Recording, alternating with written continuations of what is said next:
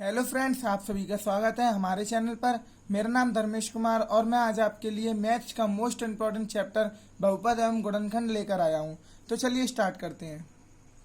तो पहले हम बात करेंगे बहुपद के बारे में। बहुपद किसे कहते हैं, बहुपद के कितने प्रकार होते हैं और बहुपद के कौन कौन से प्रकार होते हैं। तो पहले हम बात करते हैं बहुपद की डेफिनेशन के बारे में।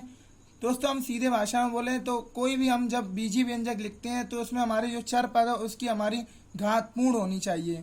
तो बीजी व्यंजक क्या होता है, जैसे ही कोई भी हमारा चर पद x मान लिया, चाहे उसमें हमारा 2 का अक्षर पद का गुणा हो रहा हो, कोई भी अक्षर पद का गुणा हो रहा हो, चाहे कोई अक्षर पद जोड़ रहा हो, चाहे कोई दूसरा चर पद से गुणा हो रहा हो, XYZ कुछ भी हो, वो हमारा दोस्तों बीजी व्यंजक कहलाता है।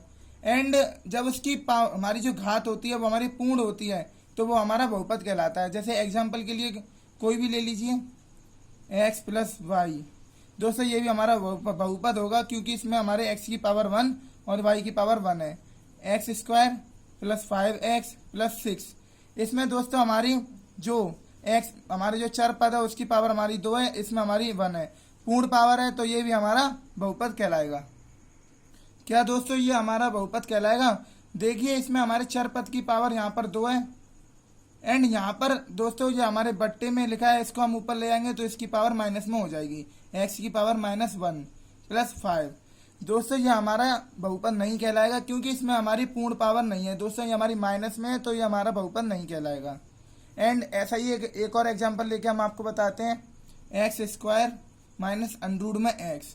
दोस्तों ये भी हमारा बहुपद नहीं होगा क्योंकि एक्स स्क्वायर तो ये है, ठीक है हमारा, लेकिन यहाँ पर हमारा दोस्तों मैंने आपको बताया था रूट की पावर 1/2 होती है, तो हमारी ये पूर्ण पावर नहीं है एंड तो हमारा ये बहुपद नहीं कहलाएगा। तो दोस्तों ये तो हमारी बात हो गई बहुपद की बात। अब हम बात करते हैं बहुपद के प्रकार के बारे में। तो दोस्तों घातों के आधार पर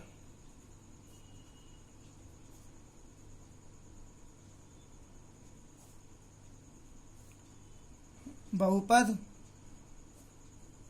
हमारे 3 प्रकार के होते हैं।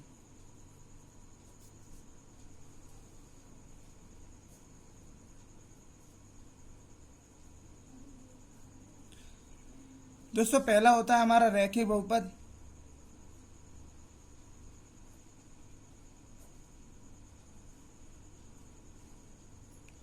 एंड दूसरा होता है हमारा द्विघात बहुपद,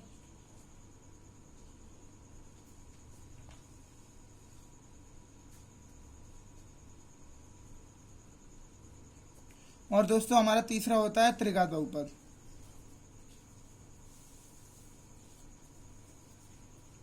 तो पहले हम बात करते हैं हमारे पहले रैखिक बहुपद के बारे में।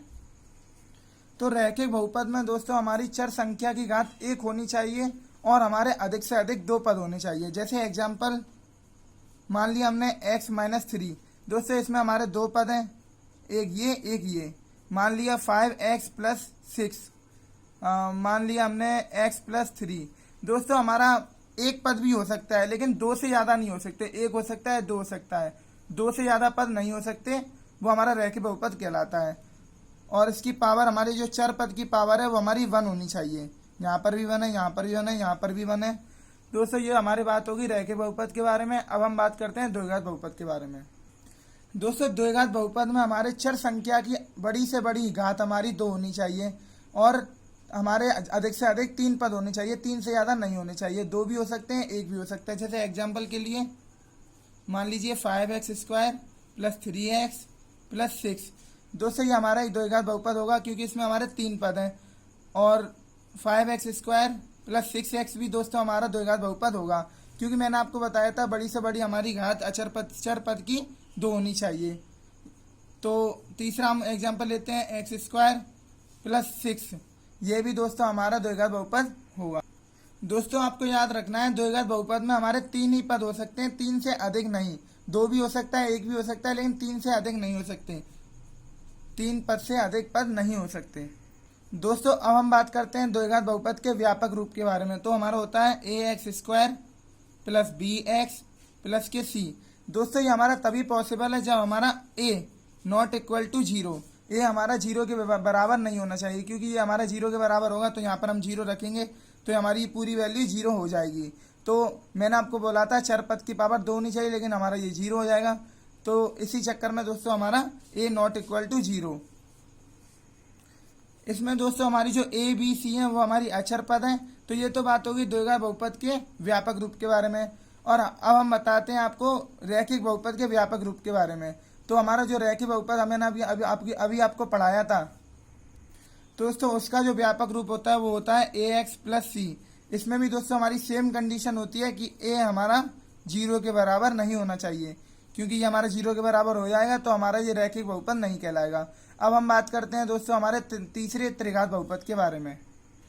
दोस्तों त्रिघात बहुपद में हमारे चर संख्या की अधिक से अधिक घात हमारी 3 होनी चाहिए और हमारे जो इसके अधिक से अधिक पद 4 होनी चाहिए, वो हमारा त्रिघात बहुपद कहलाता है। जैसे एग्जाम्पल के लिए हम आपको बताते हैं 5x³ plus 6x² plus 3x plus के 6। दोस्तों ये हमारा त्रिघात बहुपद का एक एग्जाम्पल है। दोस्तों मैंने आपको बताया अधिक से अधिक 4 पद हो सकते हैं, 4 से ज़्यादा नहीं। कहने को तो हमारे 3 भी हो सकते हैं। ये हो जाएगा हमारा 5x³ प्लस 6x² प्लस के 6x। दोस्तों ये भी हमारा त्रिघात बहुपद हो सकता है। एंड 5x³ ये भी हमारा त्रिघात बहुपद हो सकता है। कितने भी पद हो सकते हैं, लेकिन 4 से ज़्यादा नहीं हो सकते। 1 भी हो सकता है, 2 भी हो सकता है, 3 भी हो सकता है, 4 भी हो सकता है, लेकिन 4 से ज़्यादा नहीं हो सकते।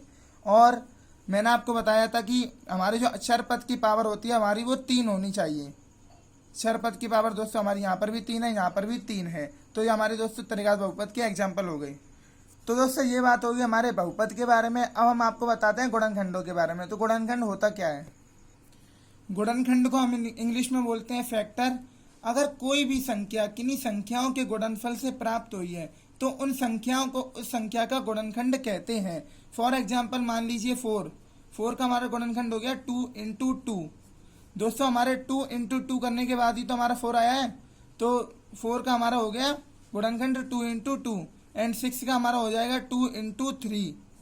ऐसे ही दोस्तों हमारा 8 का हो जाएगा 2 इंटू 2 इंटू 2। दोस्तों मैंने आपको बताया अगर कोई भी संख्या किन्हीं संख्याओं के गुणनफल से प्राप्त हुई है, यहाँ पर हमारा दोस्तों 4 है, 4 हमारा 2 इंटू 2 से प्राप्त हुआ है, तो उस संख्या का गुणनखंड कहेंगे। जैसे एक और एग्जांपल लेते हैं 16 को हम किस प्रकार करेंगे 2 इंटू 2 इंटू 2 इंटू 2। दोस्तों ये हमारे 16 का गुणनखंड हो गया 2 गुणा 2 गुणा 2 गुणा 2। तो दोस्तों ये तो हमारे बात होगी गुणनखंडों के बारे में। अब हम बात करते हैं बीजीय व्यंजक में हम कॉमन किस प्रकार से लेते हैं। दोस्तों जो हमारा पहला बीजीय व्यंजक है वो है 5x² प्लस के x, जिसको हम दो पदों का द्विघात समीकरण वो बहुपद भी कह सकते हैं। दोस्तों हमारे जो पहले पद में और दूसरे पद में हम देखेंगे हमारा क्या कॉमन है। दोस्तों यहाँ पर हमारे x इंटू एक्स, यहाँ पर हमारे 2x है, तभी तो हमारा 2x² हुआ, और यहाँ पर हमारा 1x है। तो हम इसमें से x को कॉमन लेंगे तो यहाँ पर हमारा बचेगा। कॉमन लेने का मतलब होता है अब इसमें इसको भाग लगाएंगे, तो x का भाग 5x² में लगाएंगे तो हमारा क्या बचेगा 5x, और x का भाग इसमें लगाएंगे तो हमारा क्या बचेगा प्लस का 1। दोस्तों ये हो गया हमारा पहला कॉमन। अब हम बात करते हैं हमारे दूसरे बीजीय व्यंजक यानी के बारे में। 6x³ plus 3x। दोस्तों हम इसको त्रिघात बहुपद भी कह सकते हैं दो पदों का। तो इसमें हमारा कॉमन क्या हो जाएगा, कॉमन का मतलब होता है दोनों में हमारा समान होना चाहिए, उसका गुणनखंड आपस में सेम हो, थोड़े बहुत मिलते जुलते हो, तो उसको हम कॉमन ले लेते हैं। जैसे यहाँ पर हमारा 6 है, यहाँ पर हमारा 3 है, तो 3 का भाग इसमें चला जाता है, हम छोटी संख्या को कॉमन ले लेते हैं, तो हमने ले लिया 3। एंड यहाँ पर हमारा x³ है, यहाँ पर हमारा x है, तो हमने एक x को कॉमन ले लिया, क्योंकि हमारा अगर यहाँ पर 2 होता है तो हम 2 को लेते हैं, यहाँ पर हमारा 1 नहीं है, यहाँ पर 3 है, तो हमने एक x को कॉमन ले लिया। तो यहाँ पर हमारा हम इससे भाग लाएंगे तो हमारा बचेगा 2x², एवं एंड इसको हम इसके करेंगे तो हमारा बचेगा प्लस का 1। दोस्तों ये हमारा हो गया दूसरा एग्जाम्पल। अब हम बात करते हैं हमारे तीसरे एग्जाम्पल के बारे में। तीसरा हम मान लीजिए कोई भी मान लीजिए 5x³ प्लस 6x² है। इसमें दोस्तों हमारा कॉमन है वो हो जाएगा हमारा x², क्योंकि यहाँ पर हमारा x³ है, यहाँ पर हमारा x² है। हमारे अक्षर पद में कोई भी कॉमन नहीं होगा, क्योंकि हमारे यहाँ पर 5 है, यहाँ पर हमारा 6 है, इसमें हमारा कोई भी कॉमन आपस में नहीं है, तो हमने कॉमन ले लिया x² को। तो यहाँ पर हमारा बचेगा 5x, और इसका भाग जब इसमें लाएंगे तो हमारा बचेगा 6। दोस्तों ये हो गया हमारा तीसरे एग्जाम्पल। दोस्तों ये इस वीडियो का पार्ट 1 था जिसमें मैंने आपको गुणनखंड बहुपद एवं गुणनखंड का बेसिक बताया है। अगर आपको ये वीडियो पसंद आई तो प्लीज़ लाइक कीजिए एंड हमारे चैनल को सब्सक्राइब कर दीजिए। Thank you.